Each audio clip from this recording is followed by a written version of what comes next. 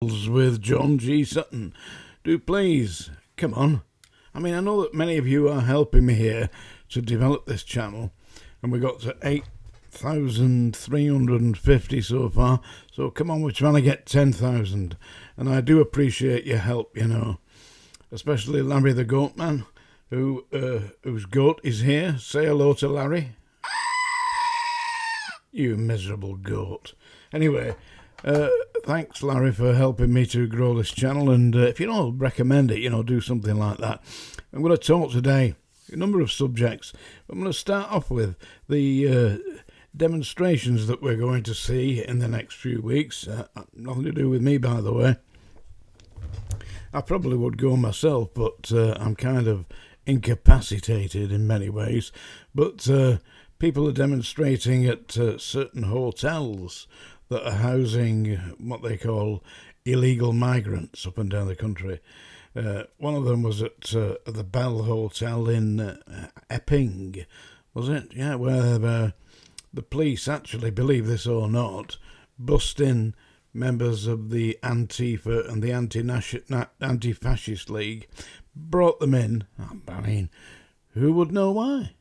Who would know why? The chief constable said, "No good asking me. I don't look at these things." No, only the chief constable. Numerous people arrested, trouble on the streets, and it was provoked because certain servants of our society bust in people who were of the opposite opinion. They had people, listen, let me tell you this. During the poll tax riots, now you won't know this, but during the poll tax riots in 1990, immediately the day before the Strangeways riot, and we'll discuss that in my next book, by the way, and I have researched it, and I was there at the time. Immediately before the Strangeways riot, the poll tax riots, and who do you think that the government blamed? Well, the government put statements out blaming punk rockers. Seriously. Senior members of the government blamed punk rockers for the poll tax riots. And who are they blaming for the current peaceful demonstrations? Peaceful demonstrations. People are demonstrating that they do not want illegal migrants housed in hotels in their community because they're alleging, by the way, that young children are being sexually molested by people they identify as being illegal migrants. They may be right, they may be wrong. In London, central London, major hotel, previously charging £450 per night per room, now taken over completely and used for illegal migrants. I mean, people are likely to make protests at this. I mean, you go to their countries, I don't know, you get yourself over to, Romania, Syria, Iraq, you go there. Do you think you're going to get a £450 a night 4-star hotel? No. You're more likely to get yourself locked up into a cell. Anyway, protests around the country, and I hate to say it, due to this court case at Liverpool Crown Court, which will end next week, there will be a decision by the jury and sentencing in the next 7 days. And that wonderful judge, I spoke about him yesterday, who's spoken in court about the previous good character of the two people who are pleading not guilty, the defendants. Yeah. And I think we should all say thank you for such an understanding judge and being such a Christian. I don't suppose that's gone down too well, actually, because I don't think that the defendants are actually Christians. Strange that, isn't it? Anyway, that's one aspect of what I'm talking about today. And watch out, because I believe, not because of anything I've read online or anybody I'm following, but I believe there's going to be massive issues on the streets, and don't look to the police because they're labelling the people who are protesting ordinary people, but they're labelling them as far-right thugs. Yeah, so you've got middle-aged women unfortunate like Lucy Conley, who actually allowed herself to express her thoughts online, and previously of impeccable conduct. But was that taken into consideration? One wonders, as she's doing 36 months at the moment in prison. I noticed Hugh Edwards didn't get anything for grooming little boys and having photographs of people being penetrated from the rear, shall we say. All these Category A images of pornography involving little boys. He didn't get sent to prison. But Lucy Conley did. What a strange world we're living in. I'm going to talk today also about a guy called Albert Redding. Now, Albert Redding poses as a tough guy. He boasts about working with the Richardsons, Eddie Richardson and Charlie Richardson, and how he tackled mad Frankie Fraser in a pub in London and gripped Frankie Fraser by the neck, who didn't fight back at all, and how he supposedly scared off Roy Pretty Boy Shaw.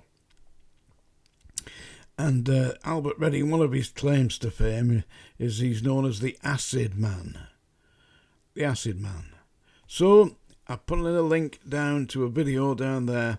You have a look at what Albert Redding's talking in his own words. You can see him. It's in the video down there about what a tough guy he is and how he got some hydrochloric acid and poured it over this unconscious victim and burnt all his hair off, all the side of his face. He lost one eye, and this is something that Albert Redding seems to think is something to boast about. Let me tell you that, in my opinion, that is the most cowardly, filthy, low-life thing that you can do to somebody. It's despicable.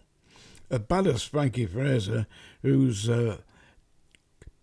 pretends to be a tough guy, but let me tell you this.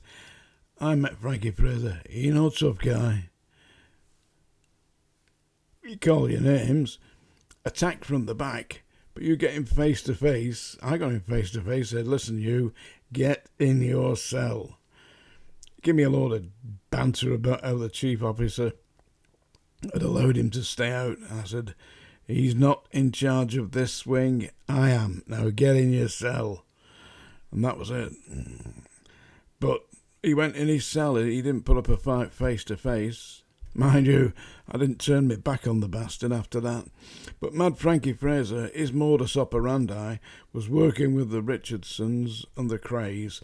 But the victims, his victims, Mad Frankie Fraser's victims, were always tied down or nailed down to the wooden flooring of the old warehouses in the East End of London, and Frankie Fraser would go in with a pair of pliers and a blowtorch. I mean, how brave is that? And how brave is Albert Redding for pouring hydrochloric acid over an unconscious man? How brave is that? These aren't heroes. These are not folk heroes. These are the lowest form of life. Absolute scumbags. I'll recite you a poem today. That's the end of that. I'll recite you a poem today. This is a poem that I wrote myself. I've not got any notes here. No, you can see my hands, yeah? No notes, yeah? Reading it straight from memory. This is a poem I wrote for a friend of mine's father, who was a very nice family man, loved his family and kids. He was hit on a zebra crossing by a dangerous driver. Took him 2 years to die, and he was in his mid-60s when he passed, and he didn't want to go. He wanted to stay and look after his wife and his children. And this is the poem I wrote as to, from his point of view, how he would feel when he came back a few days after his passing into spirit. It's called I Was Gone.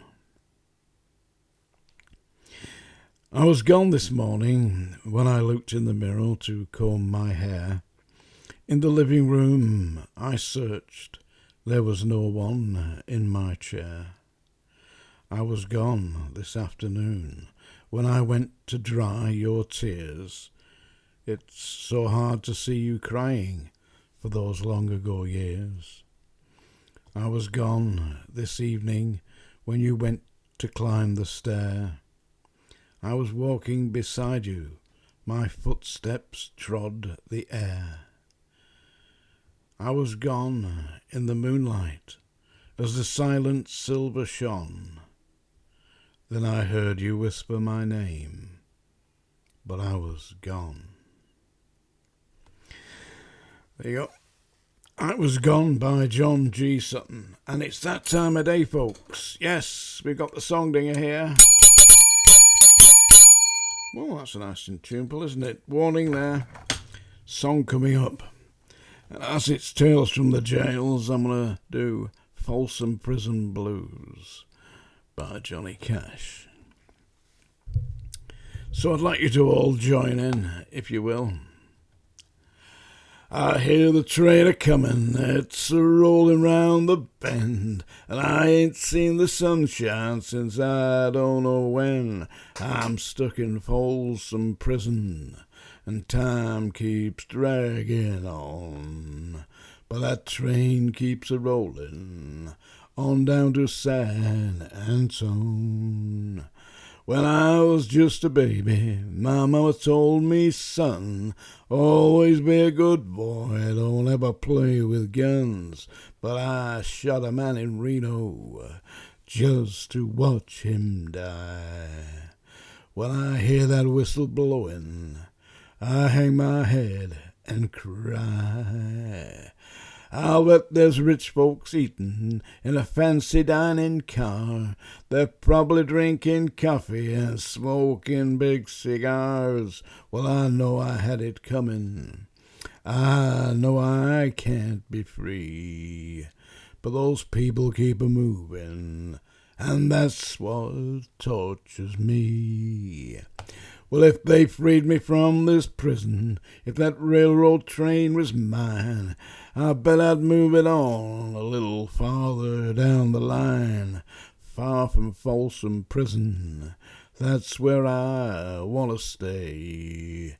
And I'd let that lonesome whistle blow my blues away.